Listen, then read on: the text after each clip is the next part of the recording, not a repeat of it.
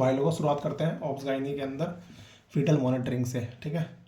And यहाँ पे सबसे पहले अपन बात करते हैं, देखो फीटल मॉनिटरिंग कर रहे हैं अपन को तो दो तरीके से हो गया, तो स्क्रीनिंग करेंगे, डायग्नोस करेंगे। तो स्क्रीनिंग करने के लिए अपन एक्चुअल में फीटल मूवमेंट को देखना होता है कि डिक्रीज है कि नहीं। तो उसके लिए सबसे बेस्ट कौन सा है, मॉडिफाइड बायोफिजिकल स्कोर। मॉडिफाइड क्यों है, एनएसटी ऐड कर दिया, साथ में फीटल इंडेक्स, फ्लूइड इंडेक्स भी देख लिया। एंड सेकंड बेस्ट होता है नॉन स्ट्रेस टेस्ट, ठीक है। एंड अब अगर मान लो ये अब नॉर्मल निकले तो फिर हम डायग्नोस में करने आएंगे, तो वहाँ पे बायोफिजिकल स्कोर करेंगे। मॉडिफाइड वाले का थोड़ा सा देख लेता हूँ मैं, ठीक है। सबसे पहले बात करते हैं नॉन स्ट्रेस टेस्ट की। अब ये थोड़ा सा इंपॉर्टेंट हो जाता है अपने आप में, क्वेश्चन आए हुए भी हैं एग्ज़ाम में। एंड बात करें यहाँ पे एक्चुअल में क्या होता है, अपन हार्ट रेट को इवेल्युएट कर रहे हैं इन एंटीनेटल पीरियड के अंदर, ग्राफिकल मैनर के अंदर। एंटीनेटल क्यों बोला है, एंटीनेटल पीरियड मतलब जहाँ पे कोई भी यूट्राइन कॉन्ट्रैक्शन नहीं हो रहा, इसलिए नॉन स्ट्रेस टेस्ट तभी तो नाम दिया गया है इसका। ग्राफ के अंदर अपन को सिंगल लाइन नज़र आती है, फीटल हार्ट रेट, ठीक है। एंड दूसरा, अगर इंट्रापार्टम पीरियड क्या होता है, इंट्रापार्टम पीरियड होता है, इंट्रापार्टम पीरियड जब होता है जब अपन कार्डियोटोपोग्राफी करते हैं। कार्डियोटोपोग्राफी के अंदर इंट्रापार्टम पीरियड का अपन यूट्राइन कॉन्ट्रैक्शन देख रहे हैं, ठीक है। एंड एक्चुअल में यहाँ पे दो नॉन स्ट्रेस के अंदर दो अपना ग्राफ होते हैं, एक तो फीटल हार्ट रेट दिखता है अपर पार्ट वाला, जैसे ये देखेगा ना, और लोअर पार्ट वाला जो यूट्राइन कॉन्ट्रैक्शन दिखता है, ठीक है, दोनों देखेगा। अब बात करते हैं कंपोनेंट की। एंड मैंने आपको बताया ना कि एक्चुअल में पर ये ध्यान रखना कि नॉन स्ट्रेस के अंदर सिंगल ग्राफ होता है, तो ये दोनों मिला के सिंगल ग्राफ बोला जाएगा। कार्डियोट्रोपोग्राफ के अंदर अलग होता है, दो ग्राफ होते हैं, ठीक है। अब बात करते हैं कंपोनेंट की। कंपोनेंट के अंदर बात करें तो जैसे कि फीटल हार्ट रेट हो गया, तो फीटल हार्ट रेट अपना क्या होता है, 110 से लेकर 160 नॉर्मल है, पता है। 110 से कम हो तो ब्रेडिकार्डिया हो गया, ठीक है। 160 से बड़ा हो तो टैकीकार्डिया हो गया। बीट टू बीट वेरिएबिलिटी की बात करें, जस्ट अ मिनट, या बात करें बीट टू बीट वेरिएबिलिटी के बारे में बात करेंगे। तो जिस तरीके से फीटल हार्ट रेट अपन को कांस्टेंट नहीं होती, आपको पता है, 130 है, 140 जाएगी, 150 जाएगी, 170 तक चल जाती है, ठीक है। And beat to beat variability अपने आप में गुड साइन होता है। नॉर्मली जो बीट टू बीट वेरिएबिलिटी होती है वो एक्चुअल में कितनी होती है, 5 से लेकर 25 तक नॉर्मली होगी, ठीक है। तो हेल्थी फीटस बताएगा, नॉर्मल रेंज के अंदर अगर है तो कोई दिक्कत नहीं है, ठीक है। अगर एब्सेंट है वेरिएबिलिटी, मतलब बिल्कुल वेरिएशन नहीं मिल रहा है या फिर less than 5 beats per minute दिख रहा है, तो ये थोड़ा सा मार कर रहा हो सकता है अपना फीटल डिस्ट्रेस, ठीक है। Beats to beat variability is also कहीं ना कहीं अपन को दिख रहा है कि सस्पेक्ट होगी प्रॉब्लम की, मान लो अभी पतला पतला आ रहा है ना, छोटी छोटी लाइनें आ रही है, तो मतलब कहीं ना कहीं दिक्कत है कुछ। एंड दूसरा साइन वेव पैटर्न माना साइनसॉइडल है, इस तरीके से बिल्कुल आराम चल रहा है। ये कब होगा, जब फीटल एनीमिया होगा।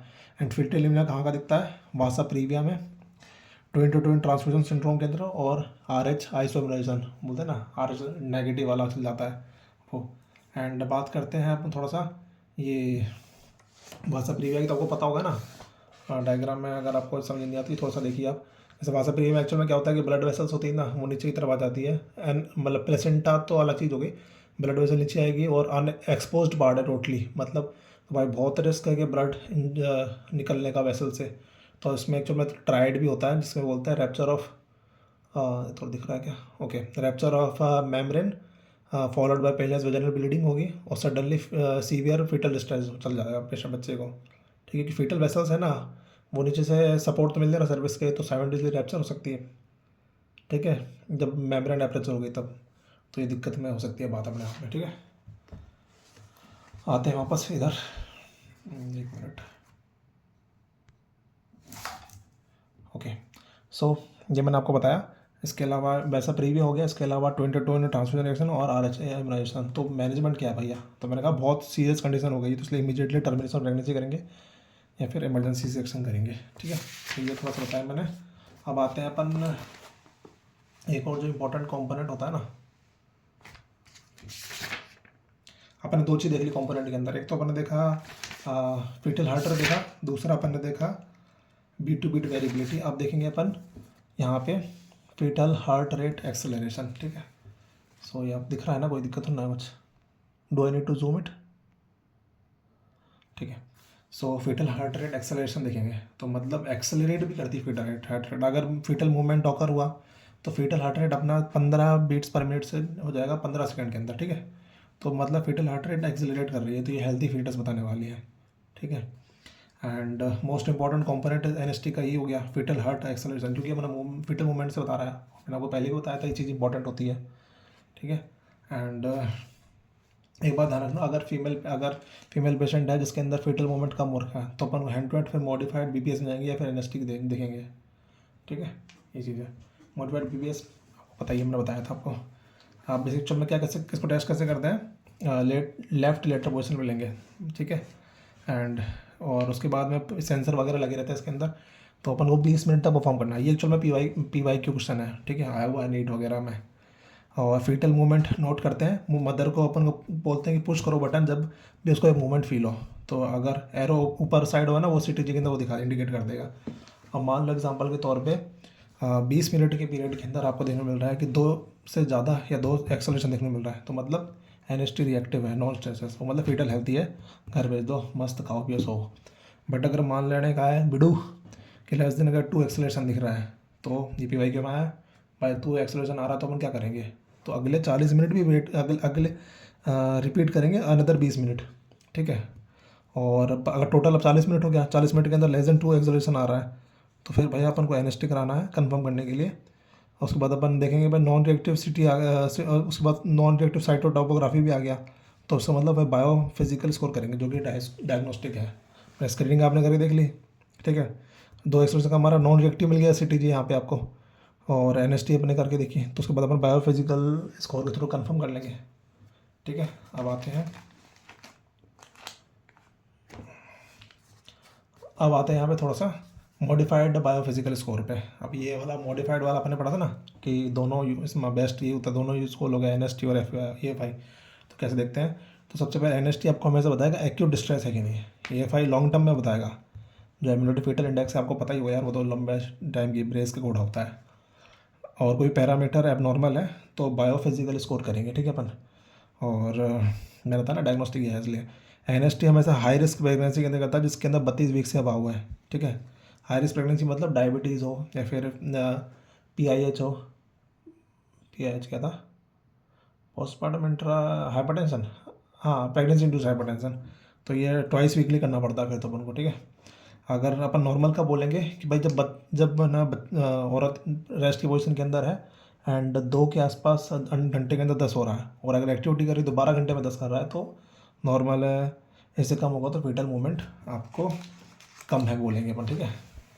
एंड अब बात करते हैं थोड़ा सा डेली मूवमेंट जो अकाउंट करते हैं ना, काउंट करते हैं, वो एडवाइस करते हैं अपन कहाँ पे खास करके, मतलब कि आपने यहाँ पे हमें यहाँ पुराना देखा ना कि ट्वाइस वीकली मैंने बोला था, बट अब यहाँ पे आपको करना पड़ेगा थर्ड टाइमस्टे के अंदर once weekly daily foetal count आप नोट करो, ठीक है। अब बात करते हैं कार्डियोटोपोग्राफी की। अब देखो कार्डियोटोपोग्राफी मतलब इंट्रापार्टम के अंदर देख रहे थे अपन, तो इंट्रापार्टम फीटल मॉनिटरिंग है, लेबर के टाइम पे करना है, तो यूट्रस कॉन्ट्रैक्ट करेगा यहाँ पे तो प्रेशर इंक्रीज होगा, प्रेशर और वॉल्यूम का कम रेशियो होता है तो वॉल्यूम ब्लड जो जाएगा ना फीटस के अंदर कम हो जाएगा, तो सो मतलब अगर मान लो बच्चा हेल्थी है फीटस तो टॉलरेट कर जाएगा, तो कोई भी चेंज नहीं आने वाला फीटल हार्ट रेट के अंदर, तो कोई दिक्कत नहीं है। अगर कॉम्प्रोमाइज्ड है फीटस तो वो टॉलरेट नहीं कर पाएगा, ठीक है। और एफ जो फीटल हार्ट रेट वो भी डिक्रीज़ हो रही है तो इसको बोलेंगे FHR डी एक्सेलरेशन, ठीक है। तो एग्जांपल ये देखो, ये है यहाँ पे आपको ये बताएगा ना कितना कम हुआ बढ़ रहा है, दूसरा वाला ग्राफ यूट्राइन कॉन्ट्रैक्शन बता रहा है, ठीक है। तो ये कार्डियोटोपोग्राफ के अंदर आपने दोनों चीज़ नोटिस करी, वहाँ पे आपने ये चीज़ नोटिस नहीं करी थी, मैंने बताया था नॉन स्ट्रेस के अंदर एक ही ग्राफ होता है, फीटल हार्ट से जजमेंट जस्ट मोस्टली कर लेते हैं। अब आते हैं हमारे, एक मिनट, हाँ यहाँ ठीक है बस।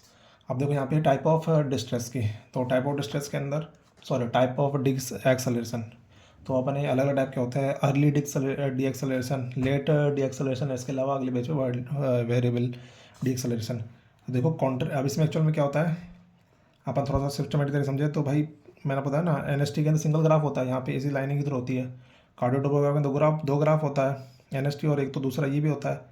तो ये फीटल हार्ट रेट है, सडनली डिप हुई तो यूट्राइन कॉन्ट्रैक्शन साथ साथ में हो रहा है, तो इसके ये रिलेटेड ही हो गया अर्ली डी एक्सेलरेशन, मतलब हेड जब कंप्रेशन होता है ना तो फिजियोलॉजिकल है, ठीक है।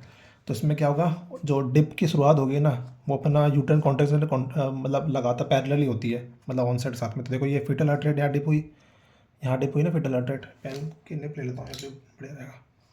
यहाँ पे डिप हो रही है एंड यहाँ पे स्टार्ट हो रही है, तो मतलब ये कॉन्साइड कर रही है। एंड डिप होती ना वो एक्चुअल में यूट्राइन कॉन्ट्रैक्शन के साथ भी एंड हो जाती है। तो यहाँ देखिए एंड हो गई, आपको ये भी एंड हो गई, ठीक है। एक जो ग्रेजुअल जो डिप होती है ना वो अपनी मोर देन 30 सेकंड होती है, मतलब कि ऑन साइड से लेके मैक्सिमम जो पीक अटेंड कर रहा है ना उसके बीच में लगभग 30 सेकंड ज़्यादा डिफरेंस होना चाहिए, ठीक है।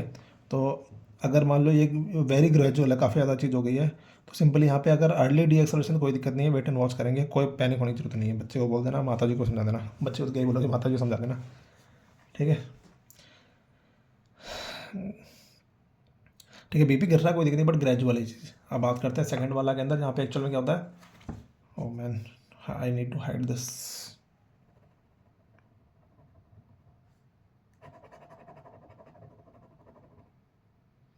ठीक है, सो यहाँ पे एक्चुअल में क्या हो रहा है, लेट डी एक्सलेशन हो रहा है, जहाँ पे यूट्रो प्लेसेंटल इनसफिशिएंसी है। अब ठीक है, लेट डी एक्सलेशन यहाँ पे यूट्रो प्लेसेंटल इनसफिशिएंसी है, मतलब ये most ominous type of deceleration है। ये कब दिखता है आपको, एक्चुअल होता क्या है इसके अंदर कि आपको यहाँ पे मतलब कॉन्ट्रैक्शन बिगिन होने के बाद में हमेशा फीटल हार्ट रेट डिप होती है, ठीक है। मतलब यहाँ पे कॉन्ट्रैक्शन बिगिन हो गया, उसके बाद जाके आपके यहाँ पे फीटल हार्ट स्टार्ट हुई है, या फिर ये समझ लीजिए कॉन्ट्रैक्शन एंड हो गया और यहाँ पे आपको फीटल रेट। तो यहाँ पे एक्चुअल में क्या हो रहा है, कॉन्ट्रैक्शन एंड हुआ तब जाके आपको डीप देखने मिल रही है। इसका मतलब फीटल हार्ट रेट पे आपको ये चीज़ देखने मिल रही है हमेशा कि कॉन्ट्रैक्शन पहले हो गया, फीटल हार्ट रेट बाद में कम हुई, तो इसको लेटर डी एक्सलेशन बोलेंगे। और ये हमेशा जो कॉन्साइड तो करेगा नहीं, नेडर ऑफ डी एक्सलेशन और पीक ऑफ कॉन्ट्रैक्शन दोनों, ठीक है।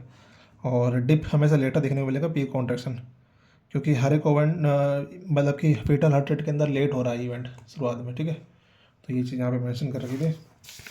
कमिंग टू द नेक्स्ट, यहाँ देखिए, सो इसके अंदर एक्चुअल में क्या है, एंड पॉइंट का बोलेंगे जब फीटल हार्ट रेट अपना यूट्राइन कॉन्ट्रैक्शन में नहीं मिलेगा। और डिप जो ग्रेजुअल है, यहाँ पे भी ग्रेजुअल है, वहाँ पे भी ग्रेजुअल थी, यहाँ पे भी ग्रेजुअल है, मोर देन 30 सेकंड पर सेकंड। तो मैनेजमेंट सिंपली क्या है, बोलो भाई माता जी को कि अपन को जो लेफ्ट लेटरल पोजीशन में आना है, आई फ्लूइड दो, ऑक्सीजन दो। और ये जो यूट्रोटॉनिक जो ड्रग्स दे रहे हैं जिसके कारण बहुत ही कॉन्ट्रैक्शन एबनॉर्मल तरीके से हो रहे हैं, या मतलब आगे पीछे हो रहा है, तो उसको स्टॉप कर दो। अगर फिर भी परसिस्ट कर रहा है, ठीक है, तो फिर इंडिकेशन सी सेक्शन चल जाओ। ओके, अब आते हैं वेरिएबल डी एक्सेलरेशन के अंदर। वेरिएबल डी एक्सेलरेशन में क्या है, अब वेरिएबिलिटी काफ़ी ज़्यादा है, मतलब जो डिप होगा वो भी ग्रेजुअल नहीं होगा, बहुत भयंकर स्पाइक मारेगा, जैसे स्पाइक हो रहा है ना ये दोनों।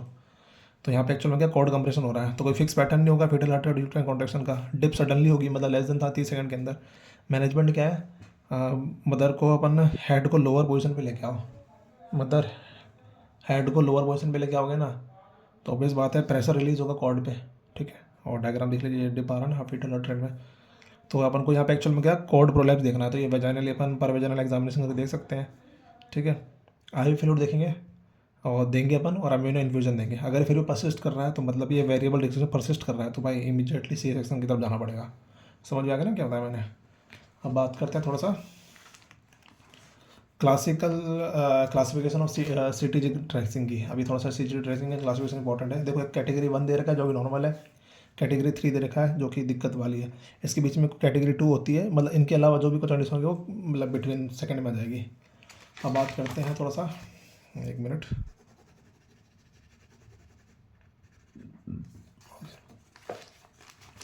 अब बात करते हैं फीटल हार्ट रेट है, ये 100 से लेकर 160 के अंदर है। And beat to beat variability 5 से लेकर 25 है। मैंने पढ़ा पहले था 5 से वजह कोई दिक्कत नहीं है, फीटल हार्ट रेट इस बीच में कोई दिक्कत नहीं है, लेट एक्सेलरेशन कोई दिक्कत नहीं है, नो वेरिएबल एक्सेलरेशन कोई दिक्कत नहीं है, early D acceleration plus minus है, मतलब सिग्निफिकेंटली नहीं होता सीटीजी के अंदर। इंपॉर्टेंट एनएसटी ग्राफ के हिसाब से अपन इंपॉर्टेंट हो जाता है, बट आपने ये करा लिया ना सीटीजी, तो उसमें तो कोई इतना सिग्निफिकेंट नहीं। एक्सेलरेशन की बात करें तो प्लस माइनस इनसिग्निफिकेंट, सॉरी इसी की बता रहा था मैं, प्लस माइनस इनसिग्निफिकेंट है, कोई दिक्कत नहीं है। आपको मैंने बताया था ना, एक्सेल से कोई फर्क नहीं पड़ता सीटीजी में, ठीक है, एनएसटी में पड़ता होगा। अब बात करते हैं कैटेगरी 3 की, जहाँ पे यूट्रो रेस्टिट्यूशन इमीडिएटली या मतलब यूट्रो रेस्टिट्यूशन करना पड़ेगा या फिर इमीडिएटली डिलीवर करनी पड़ेगी। यहाँ पे क्या है, वेरिएबिलिटी एब्सेंट है फीटल हार्ट रेट की, एंड ठीक है वेरिएबिलिटी एब्सेंट है, बट कोई भी 3 में से फाइंडिंग में से कोई एक है, जैसे कि ब्रेडिकार्डिया हो गया, परसिस्टेंटली लेट डी एक्सेलरेशन हो गया, मतलब वेरिएबिलिटी एब्सेंट है बट ब्रेडिकार्डिया है, परसिस्टेंट लेट डी एक्सेलरेशन है, परसिस्टेंट वेरिएबल डी एक्सेलरेशन है, ठीक है, और यहाँ पे साइनसोइडल हार्ट रेट है। तो यहाँ पे भी सभी के अंदर इमीडिएटली सी सेक्शन करना पड़ेगा। ये समझ में आ गया बिडू। अब आ जाते हैं अपन लास्ट टॉपिक पे।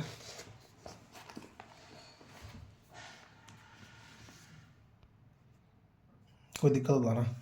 बायोफिजिकल स्कोर की बात करते हैं तो इसमें क्या होता है, ये मेनिंग स्कोर बोलते हैं इसको, और ये हेल्प ऑफ यूएसजी की वजह से करेंगे। 30 मिनट के अंदर करना होता है। 5 कंपोनेंट होते हैं इसके अंदर। ये मैंने क्या लिख रखा है, टीबी मेनिंजाइटिस ऑलवेज नोटोरियस। अच्छा ठीक है, कोई बात नहीं, जो भी लिखा है समझ गया मैं। अब बात करते हैं 5 कंपोनेंट होते हैं देखो इसमें। एक तो फीटल टोन होगी कंपोनेंट, एक फीटल ब्रीथ मॉनिटरिंग मोमेंट अपने आप में होगा कंपोनेंट। इसके अलावा ग्रॉस बॉडी मूवमेंट फीटस का, वो भी अपने आप में है यहाँ पे कंपोनेंट। इसके अलावा सिंगल लार्ज वर्टिकल पॉकेट, मतलब वो एमनियोटिक फ्लूइड इंडेक्स है ना वो। इसके अलावा एनएसटी। अब देखो मैक्सिमम स्कोर अपन एक हर किसी का होता है 2 या 0, ठीक है। ये देखो 2 या 0 हर एक स्कोर होता है, मैक्सिमम 10 से 10 होता है। तो यहाँ पे एक्चुअल में क्या है, 2 स्कोर देंगे अपन यहाँ पे 30 मिनट के अंदर। फीटल टोन की बात करें थे ना, तो 30 मिनट के अंदर आप देखा एक एपिसोड हो गया फीटल एक्सटेंशन फ्लेक्शन का, तो 2 स्कोर में दे सकते हैं अपन।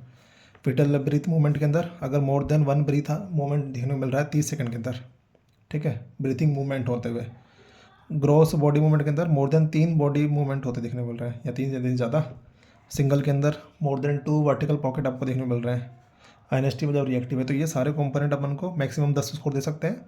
मान लीजिए हर एक स्कोर 2 का हो गया, तो ये अपन को यहाँ पता देगा। अगर मान लो 8 या 10/10 है तो हेल्थी है, कोई दिक्कत नहीं, प्रेगनेंसी कंटिन्यू करेगी। अगर 6 से 10 या फिर से कम है तो रीअसेसमेंट करो 24 घंटे बाद। अगर रीअसेसमेंट में कम आ गया तो फीटल हाइपोक्सिया है, तो टर्मिनेशन करना पड़ेगा प्रेगनेंसी का, सिंपल। तो ये मैंने पढ़ लिया है टोटल आपने पढ़ लिया है फीटल डिस्ट्रेस का, फीटल मॉनिटरिंग। तो मैं चाहता हूँ आप फ़ोटो ले लें ताकि आपको क्लैरिटी थोड़ा सा होना भी चाहिए यार, आप बार बार कहाँ पढ़ते फिरोगे सब। तो मैं इसको थोड़ा सा पोजीशन सेट कर लेता हूँ। Okay, now changing.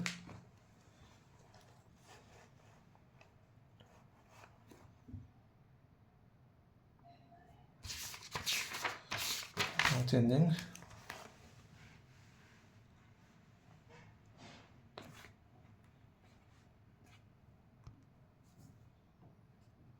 ठीक है,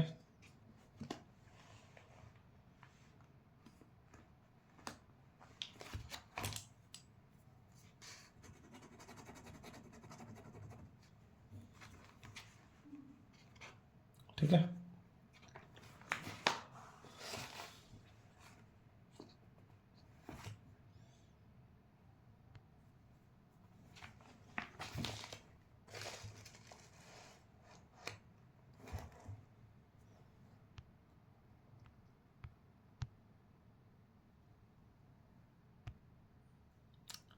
ओके, सभी कॉर्नर में जूम कर लिया मैंने।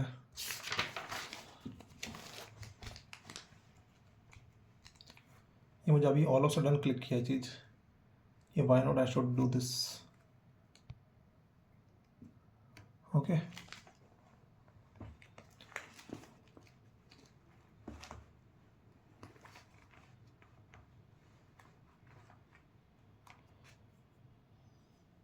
Got it.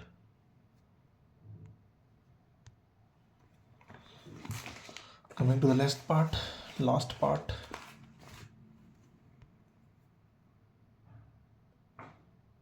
So okay, thank you very much. Foetal monitoring के हमने बना लिया है नोट्स।